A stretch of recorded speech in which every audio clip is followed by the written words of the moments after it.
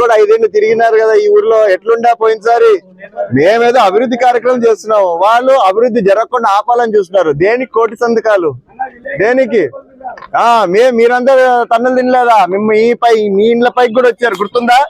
మళ్ళా దేనికా కోటి సంతకాలు?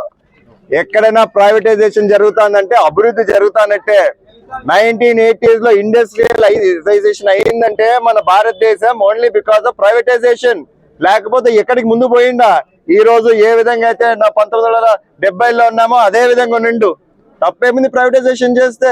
మేమన్నా ఈరోజు అభివృద్ధి కార్యక్రమం పెట్టినాం, వాళ్ళు ఏదో ఒకటి ప్రభుత్వం ముందుకు పోతుంది మంచి చేసుకుంటా అడ్డుకోవాలని చెప్పి రోడ్డుపైకి వస్తున్నారు తప్ప ఈ రాష్ట్రాన్ని మాత్రం మంచి చేద్దామని అయితే లేరు వాళ్ళు. మళ్ళీ కూడా ఫ్యాక్షన్ మొదలు పెడతా అని చెప్పారు. ఇంకా ఇప్పుడు ఆల్రెడీ ఒకసారి ఫ్యాక్షన్ మొదలు పెడతా అంటేనే ప్రజలు ఏం చేశారో చూశారు, ఇంటికి పంపించినారు 2024 ఎలక్షన్ లో. ఇంకా ఈసారి మళ్ళా చెప్పినాడంటే ఇంకా బుద్ధి లేదంటే, ఆయన సలహాదారులు మంచోలో తెలియట్లేదు, ఆయన సొంత బుర్ర వాడతా అంటే ఇంకా దానికి ఎవడేం చేయలేడు. ఈ కాలంలో ఫ్యాక్షన్ మాట పడేటోడు ఎవడున్నాడా? అయ్యా బుజ్జి అమ్మ అని చేతులు కాళ్ళు పట్టుకుంటే తప్ప పలికేటోళ్ళు లేని కాలంలో నేను ఫ్యాక్షన్ మొదలు పెడతానా?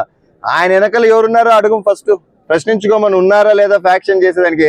లేదంటే ఆయనే కత్తి పెట్టుకుని రోడ్లో తిరగాల. ఆయన గురించి ఎందుకు లేని టైం వేస్ట్ చేయద్దండి మాట్లాడి. అభివృద్ధి కార్యక్రమాలు ఇప్పుడు దాదాపు మీరందరు చూస్తూనే ఉన్నారు, డ్రైనేజ్ అనేది ప్రతి ఇంట్లోకి వచ్చేస్తుంది.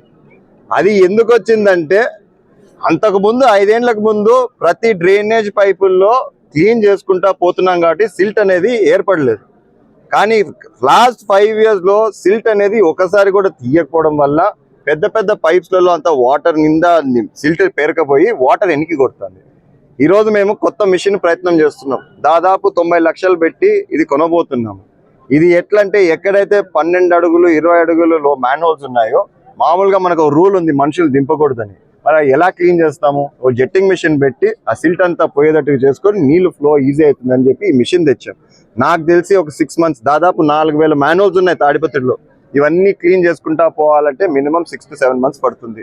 అదేవిధంగా వచ్చి రాగానే మన ముఖ్యమంత్రి గారి దగ్గరికి పోయి నేను, అయ్యా మీరు ఏం చేసినా చేయకపోయినా మా డ్రైనేజ్ వ్యవస్థ మాత్రం భ్రష్టు పట్టింది, క్లీన్ చేసుకోవాలంటే దాదాపు 11 కోట్ల వరకు శాంక్షన్ చేశాడు.